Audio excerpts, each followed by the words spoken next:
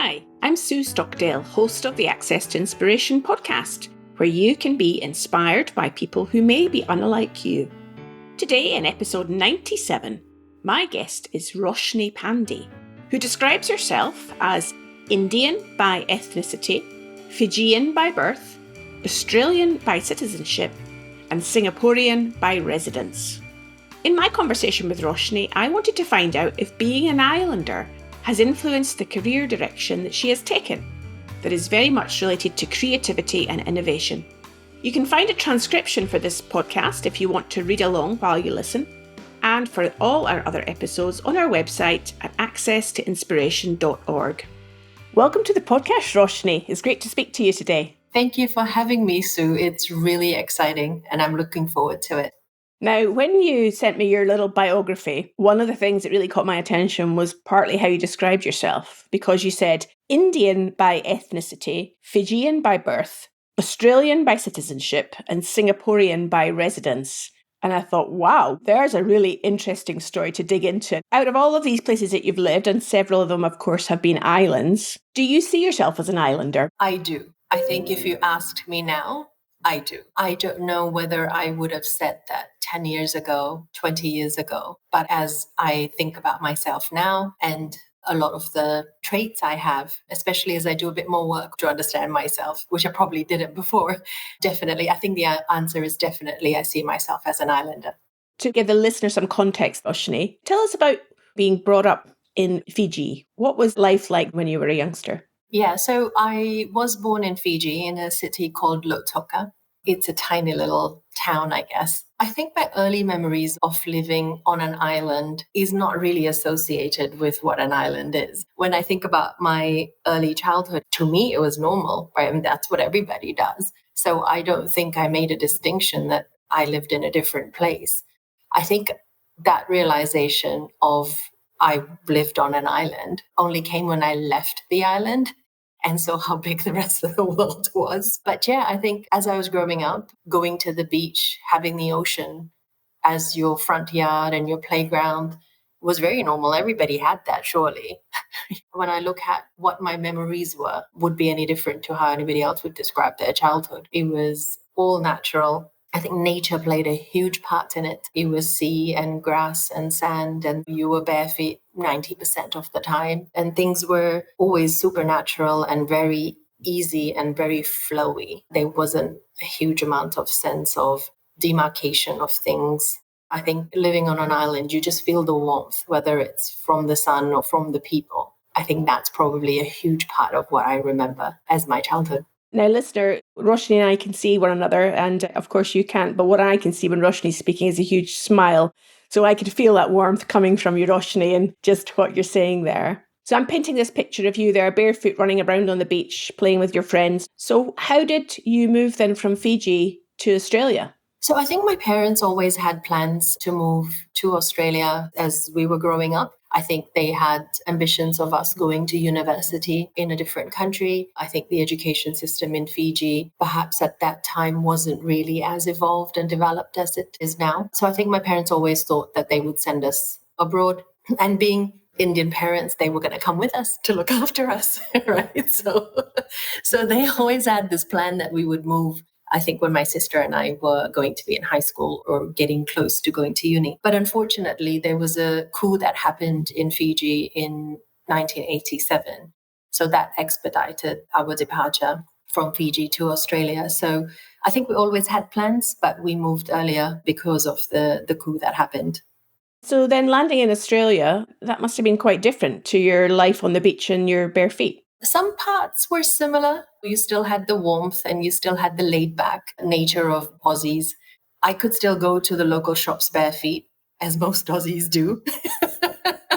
I think that comes as a shock to a lot of my Singaporean friends, or actually from anywhere else. But yeah, I think the whole laid back nature of people, the warmth of people was very similar. There were parts that were quite similar. My parents ended up living in Queensland, and I think it was by choice. The weather and things were a lot more similar to Fiji. But I think it was different in the sense that it obviously was a lot more developed and a lot more modern. It had a lot more conveniences. It had a lot more services than I think we had back home in Fiji. But I think also Fiji has a lot that Australia doesn't have. I think the whole easygoing nature of stuff, the whole communal living that you have in Fiji. Living in Fiji, you are part of a tribe. It's like living in paradise with a huge extended family. Like, you know everybody, everybody's related or knows you somehow. You're part of a community in that sense. I think there is a bit of communal sense in Australia as well, to other parts, and definitely to Singapore.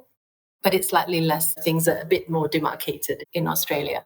So you can't just kind of roll up to your neighbor's house in a village and just walk in and be fed and to be taken care of. It was slightly different. I think even though my sister and I spoke English and we did our schooling, that was a bit of a challenge in the beginning because obviously we had accents and it was hard to understand some of the slangs or the colloquial expressions. In a large sense, I don't think it was very different. Or maybe as a child, you're so adaptable that you take it in your stride. I think we were excited by the fact that we suddenly had so many things to do and so many things to be part of, like be part of a netball association and be part of this volleyball team and be in the choir and do all these things. Some of these areas just probably wasn't available in Fiji.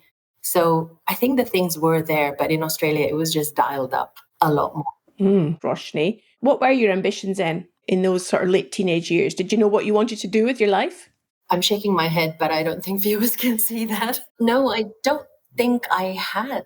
I don't think we delved into it as much back then as kids are forced to do today. You were good at certain things and you did those things, or you were interested in certain things, and then you were allowed to explore those things. Even if you weren't very good at it, you still got a chance to do it. I think now when I look at my kids and they can enter an extracurricular activity, provided they have a certain level of prowess on it already, because it's auditions and it's selections. We didn't have any of that. So it was really free and easy. Growing up, I thought I could be whatever I wanted to be, really, because there was nothing that you weren't allowed to do if you were interested in doing it. So from there, how did you get to Singapore? What took you there? Love.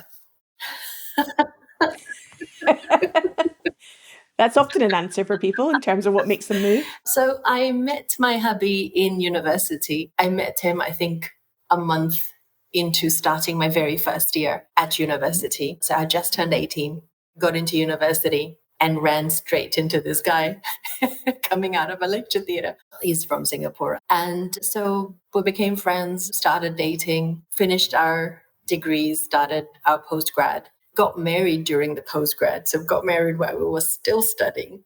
I was 21 when I got married, and then moved to Singapore with him. And again, when I look back, and this is all in reflection, right? When I look back, moving from Fiji to Australia, it was like moving from a small world into a bigger world. And I think although Australia is a huge country and Singapore is little, moving from Australia to Singapore, I really felt like I was moving into an even bigger world. It was the world opening up for me. And we wanted to move and live and work in Singapore for a bit because I had studied international business and diplomacy. So I thought I wanted to at least experience international business. Australia was very domestic at that time. And so I thought the opportunities would also be a lot more international and different if I worked in Singapore. So majorly for love, but I think also partly for the work experience that I thought I would get was what led me to hop over to yet another island, but a much bigger world. Yes, there's a lot more people, or at least there are a lot more people crammed into a lot smaller space.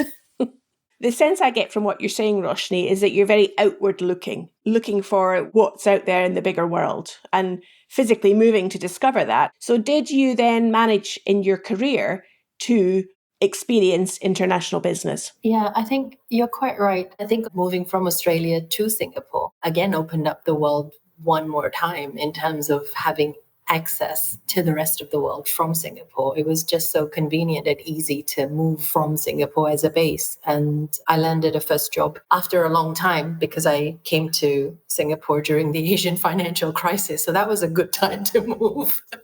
And it took me a while to find a job. But when I did, it really helped me to explore Southeast Asian markets. And I was doing research in my first job. So I was learning about these markets. I was learning about the consumers in these markets. And I think that's why it was so interesting, because it stayed true to this DNA of exploring and figuring out. And another thing, like I think in Fiji, life is basic, but it's never boring because you invent your own fun. You have no choice. You find your own fun, make your own games. We made games from tied up plastic that was rolled into a ball and made up games using stuff we had. So I think you invent your own path and you invent your own things. And that combination of wanting to learn and invent, I think, is probably one common thing that stayed across all the jobs that I've done. And for the listener, what is it that you spend your time doing these days? A lot of things. So I'm a firm believer that you can have your cake and eat it too. I love being involved in quite a lot of different things, but I don't think I see them as distinctively different. They are often linked together somehow into an ecosystem. And I think maybe it's being part of a tribe and how things are always linked and interconnected to each other. I run my own consulting business. So I do a lot of creative consulting with clients. A lot of my clients are in the hospitality space because I used to work for Intercontinental Hotel Group. So I have a lot of experience with the subject and content in that space, but also for FMCG and a few other clients. I do a bit of angel investment. So I am involved in early stage startups, whether it's time spent with coaching and mentoring them or cash investments to help some of these really novel ideas grow. And again, it's super creative and innovative space to be in. And I run my own social enterprise as well, because I think maybe it's got to do with how I define success. Success is not just of self, but of community or the ecosystem. So I do a lot of work with my social enterprise called Tribe, funnily enough. And we do a lot of work with kids in Fiji, in Philippines, and in India at the moment. So that's what I keep myself busy with. It's creative spaces, it's startups, and it's social enterprise work. It seems that imagination might be an important part of creativity. What would you say to that? I couldn't agree more. I think, when you sit with your cousins or your friends at night in Fiji and stare at the stars, it does something to you. When you sit there and stare at the ocean and you look at how far it can reach, I'm sure somewhere deep down, without realizing it, it does something to your imagination. Equally, Australia is very vast.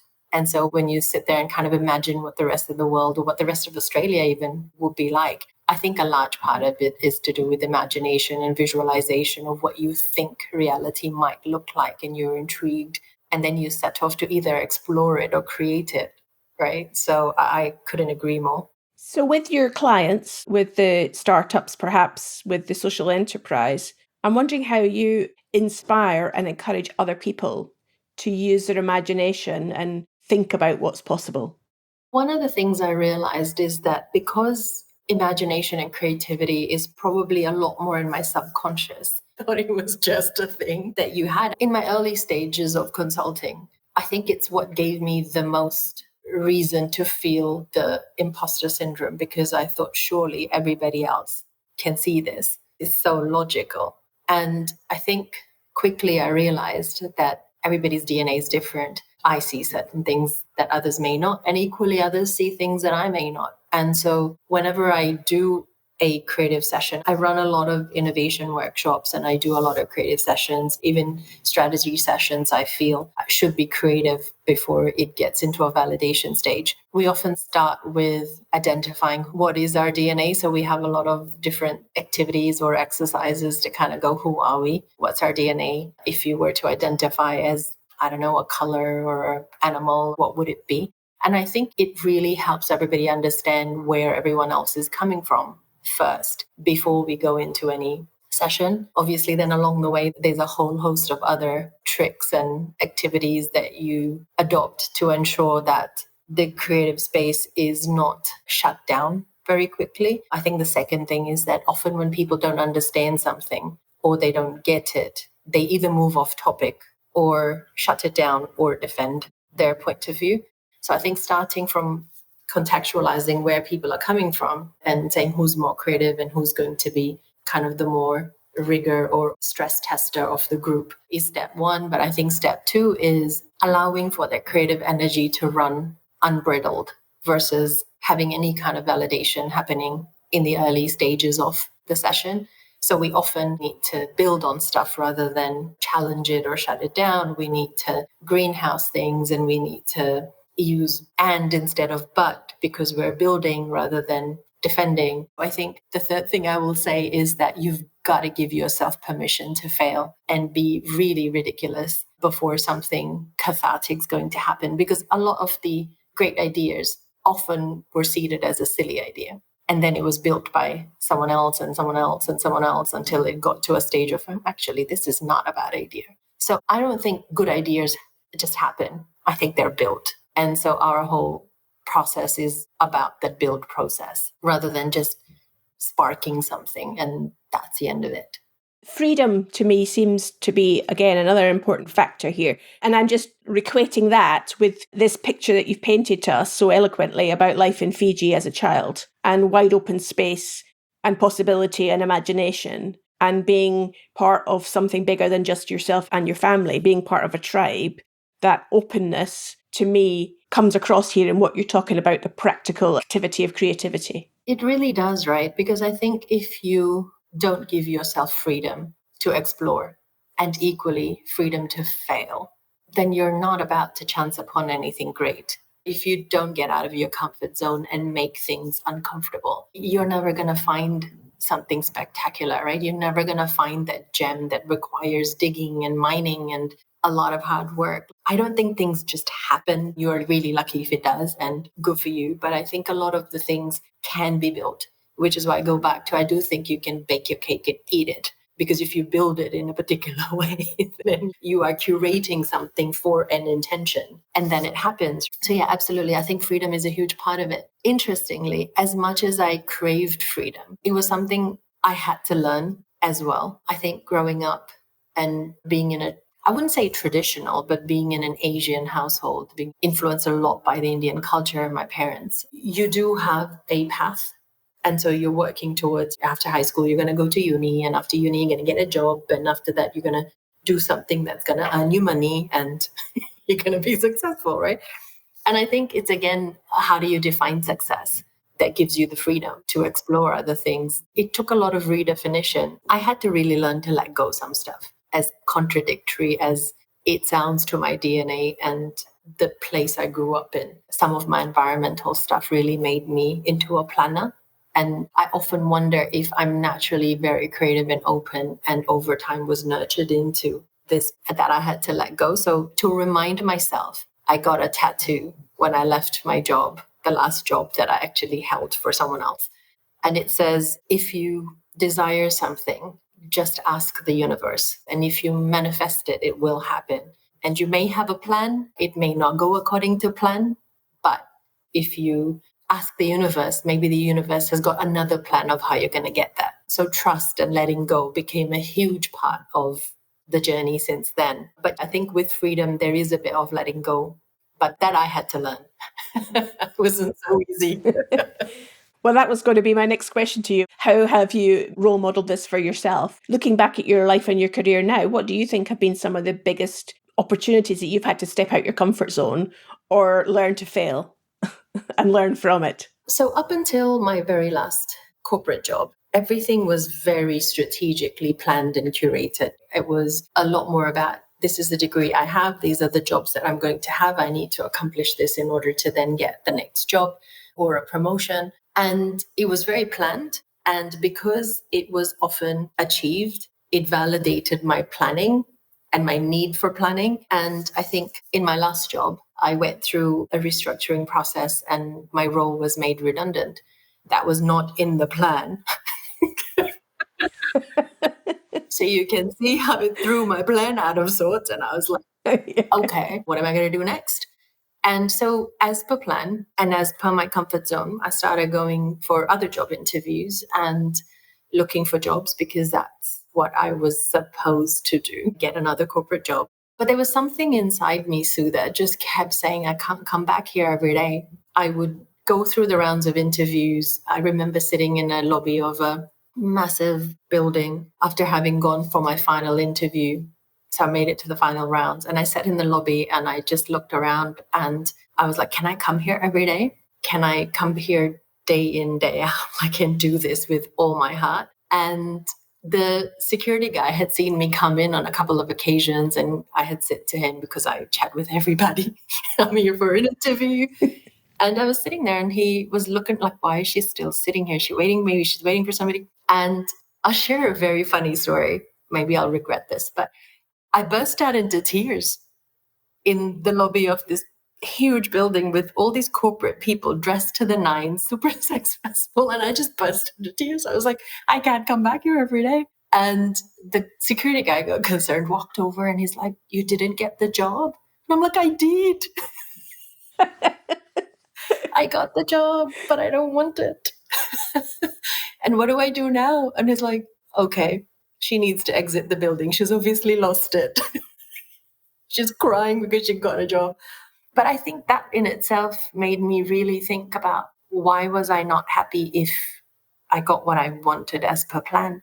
And I didn't take the job, but I didn't have a job. So I started doing pro bono work to keep myself busy and did some work for a couple of friends who were running their own consultancy and were kind enough to occupy my time so I wouldn't go crazy. And I just thought, you know what?